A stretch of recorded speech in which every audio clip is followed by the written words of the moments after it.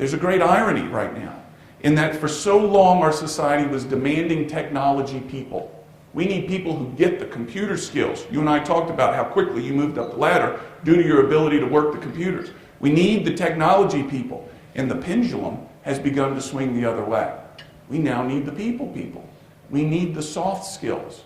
We need to know, we need to have the people that can relate to the customers, that can relate to me, that can deal with conflict. And the leadership in our society today, I don't think is fully cognizant of the importance of the soft skills that are coming back into demand. It used to be, give me any techie you can.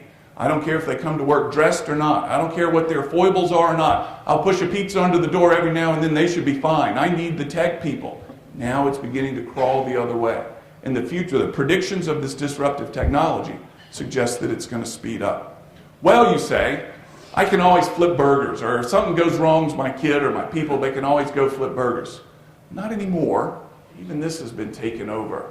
There's a robot that's serving up 360 hamburgers an hour. The employers are thinking, should we hire more burger flippers or invest in a burger machine? I think it's definitely investing in a burger machine is what's coming. So maybe you can sell that. Youth, with their ability and their reliance and capability and understanding of technology, will continue to bring speed advancements to the workplace. They always do, and they always have. Let me go further. However, today's youth often lack the interpersonal skills necessary to meaningfully engage the generations in leadership. They have a declined ability to empathize, a very marked declined ability to empathize. And the senior generations often lack the technology skills or even the willingness to learn that the youth teaches so well. Dwayne and I were talking earlier today about the CNC machine. He says the baby boomers come down and are afraid to touch it. It might smoke or burst into flames or something like that. The older employees are afraid to touch it, while the youth come in and they've logged on and they're checking their email, they're doing all sorts of crazy things with it. But the youth at the same time don't know how to put a panel through the machine. You hand them a broom and they try to use it upside down. They just don't have the same abilities or the same, the apprentice to master model is completely inverted. And that's one of the uniquenesses of our time today that is impacting people like yourself. The technology that has become so important that will be spoken about throughout this conference, that you'll see on your plant tour there tomorrow, is owned and operated and manipulated freely by the youth. When in human history, now that's a grandiose statement, it's a big bold statement, but I'm going to stand behind it. When in human history have the youth held the keys to something so important to the functioning of business?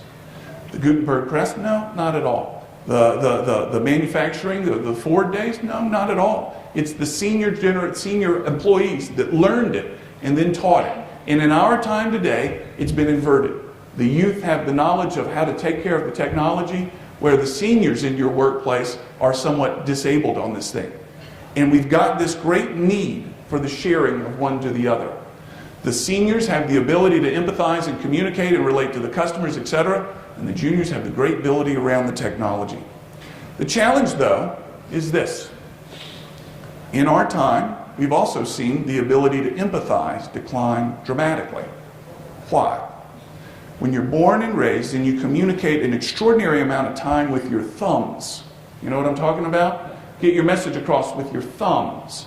Talk to your parents with your thumbs. I've had a psychiatrist in an audience come to me and say, I've never seen more mother-daughter conflict in my life than today.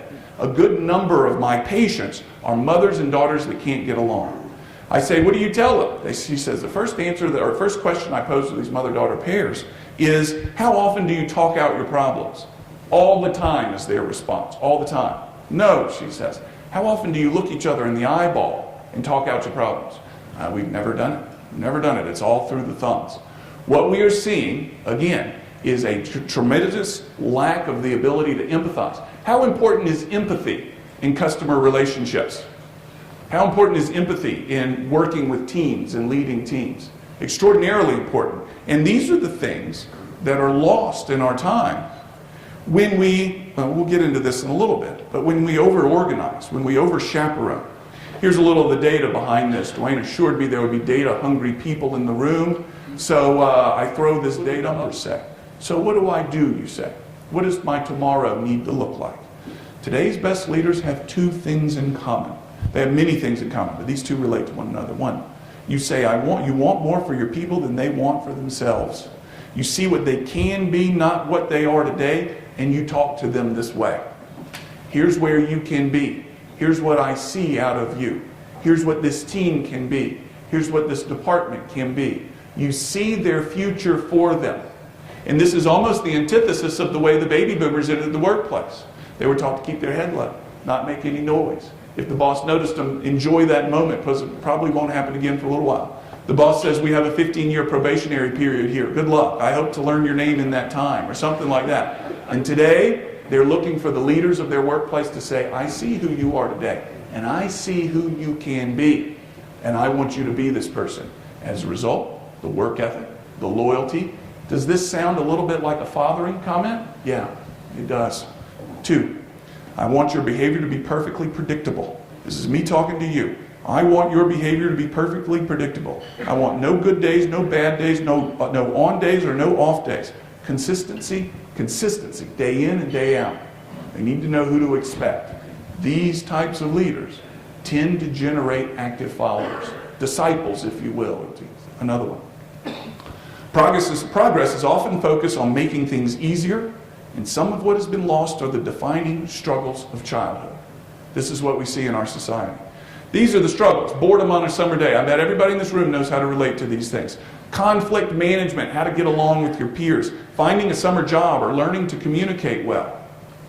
Don't expect the junior generations to have the same experience and wisdom you did at the same age. There will be gaps. Accept this. There is no alternative to it.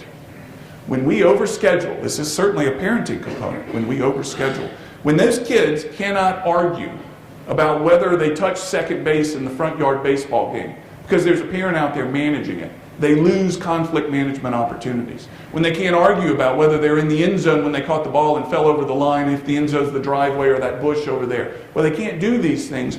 We neglect these skills that are developed, that many of us unwittingly learned coming of age. When our parents told us, go outside, I'm tired of looking at you, what we heard was, gosh, it's cold, it's hot, or whatever it is. But what we did is learn to engage.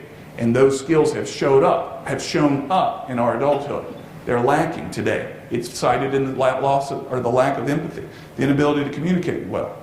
Your backgrounds show accomplishments over struggles. Theirs will show accomplishments, but probably fewer struggles. Well, you could cite progress. Progress is often focused on making things easier. But not all change is progress, frankly. Not all change is progress. More. Today's technology is taking